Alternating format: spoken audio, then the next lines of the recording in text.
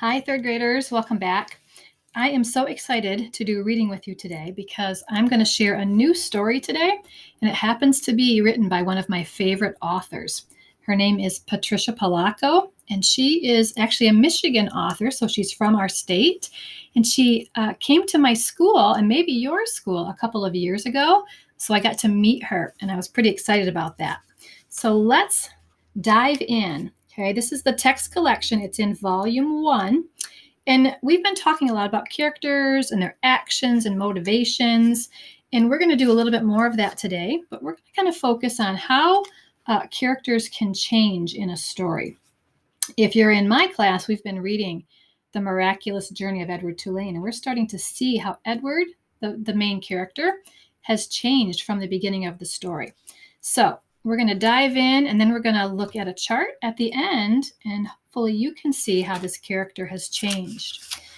So like I said, it's from our text collection. It starts on page 4, and the story is called Thunder Cake, and you might have read it before. But hopefully, if you have, you're going to look at the story through a different lens, through seeing it a different way, because we're focusing today on the character, the main character, really. There's 2 of them, and how that person changes through the story. Okay, so let's read together. On sultry summer days at my grandma's farm in Michigan, the air gets damp and heavy. Storm clouds drift over the fields. Birds fly close to the ground. The clouds glow for an instant with a sharp, crackling light, and then a roaring, low, tumbling sound of thunder makes the windows shudder in their panes. The sound used to scare me when I was little. I loved to go to Grandma's house. Babushka, as I used to call my grandma, had come from Russia years before. But I feared Michigan's summer storms. I feared the sound of thunder more than anything. I always hid under the bed when the storm moved near the farmhouse. This is the story of how my grandma, my babushka, helped me overcome my fear of thunderstorms. Now, it sounds to me like this is written in the first person. Remember, we've talked about point of view, because I hear words like me, I, my, right? And she's also, I think, learning a lesson like we're working on in our personal narratives. She says, this is a story of how my grandma, my babushka, helped me overcome my fear of thunderstorms. Grandma looked at the horizon, drew a deep breath, and said, "This is thunder cake baking weather, all right. Looks like a storm coming to me."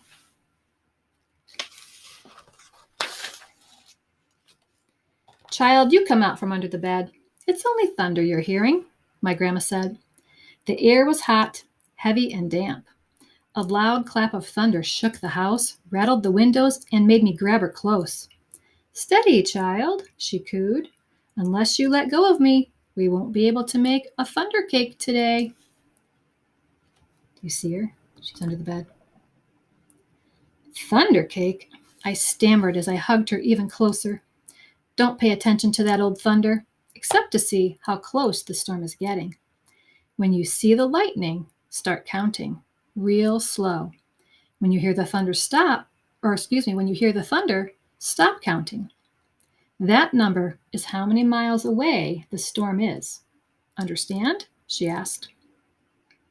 We need to know how far away the storm is, so we have time to make the cake and get it into the oven before the storm comes, or it won't be real thunder cake. So how long do they have?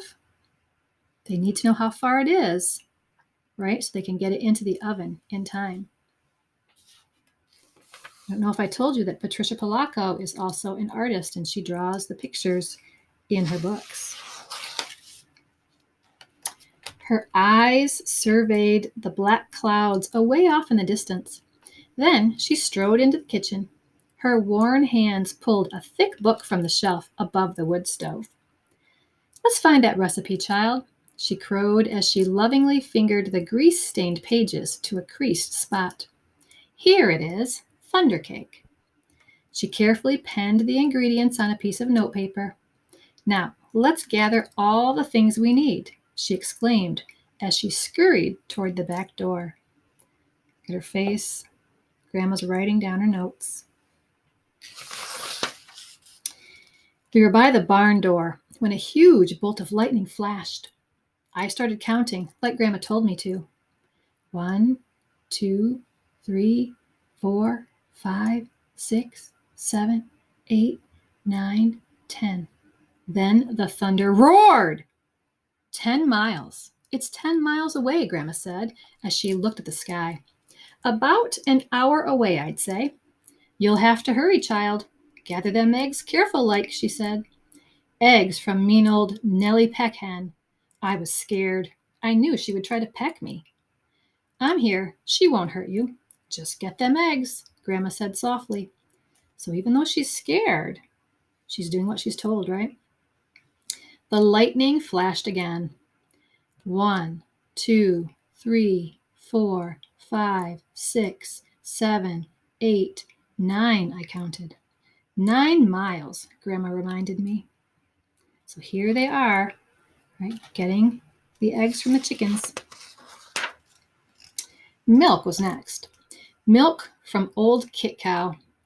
As Grandma milked her, Kit Cow turned and looked mean right at me. I was scared. She looked so big. Zip went the lightning.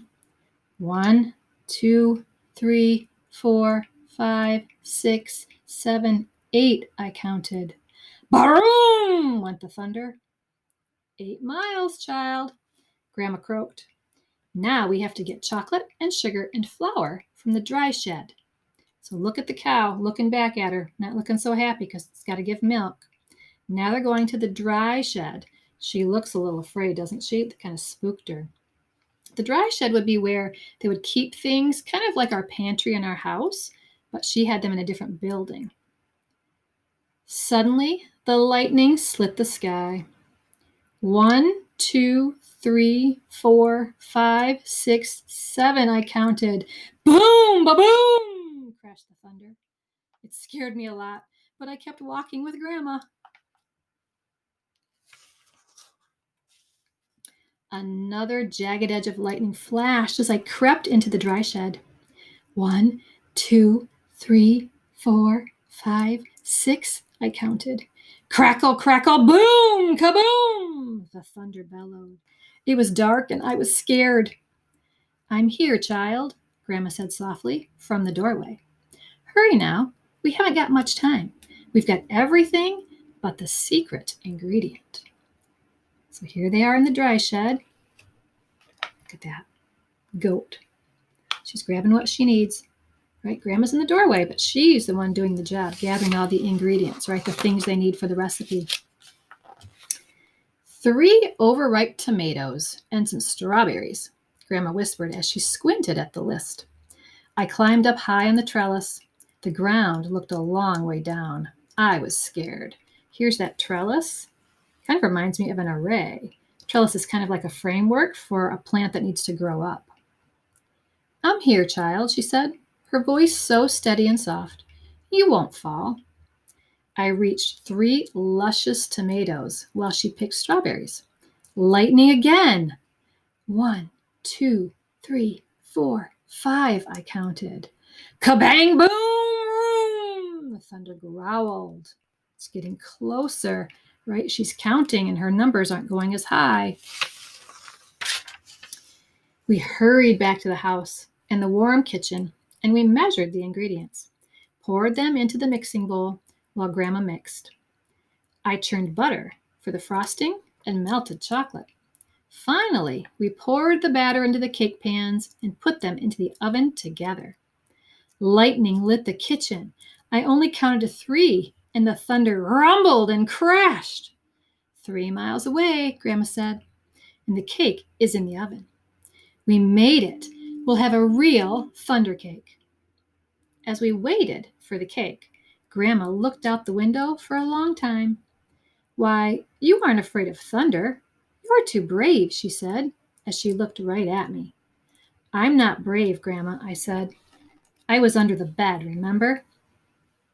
But you got out from under it, she answered. And you got eggs from mean old Nellie Peckhen, and you got milk from old Kick Cow. You went through Tangleweed Woods to the dry shed.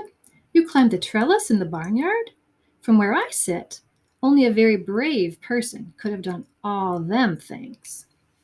So she's churning the butter, right? They're getting everything ready. Here's where they're putting it into the oven. Look at her face.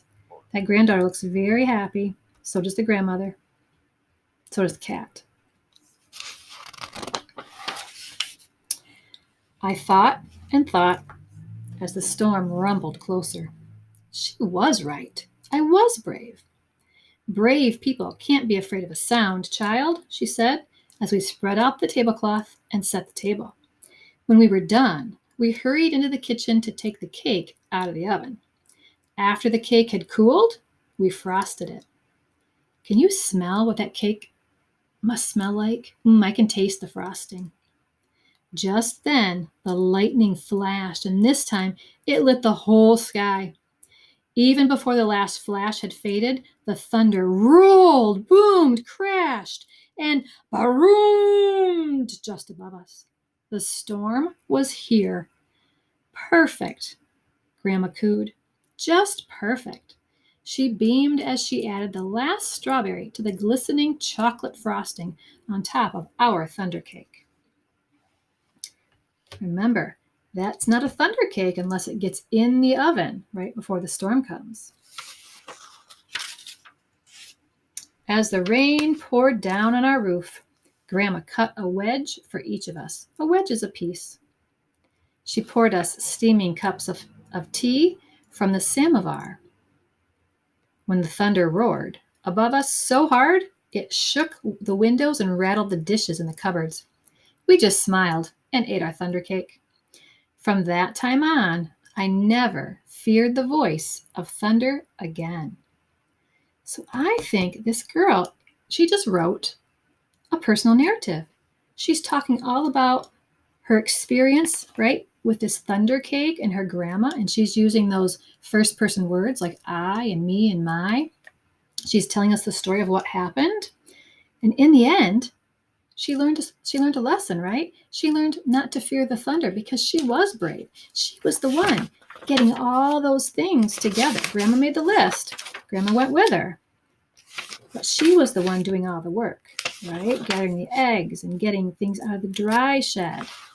All the while counting down. She even had to climb up that trellis to get those tomatoes. I don't know about you, but I've never put tomatoes in a cake before. There they are. They got it in there just in time, and then they got to enjoy their cake with some hot tea. Let's think. This girl is very different at the end of the story than she was at the beginning. I'm going to let you in on a little secret. Patricia Polacco often writes personal narratives. This is a story about her.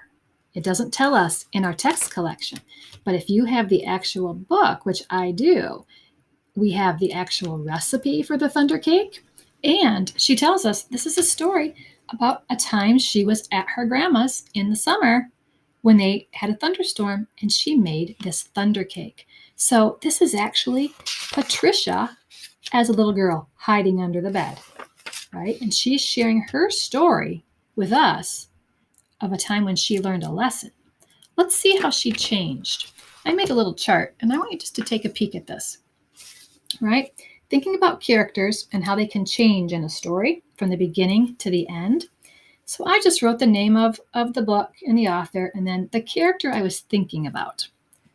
Okay, so we're going to show how this granddaughter changed.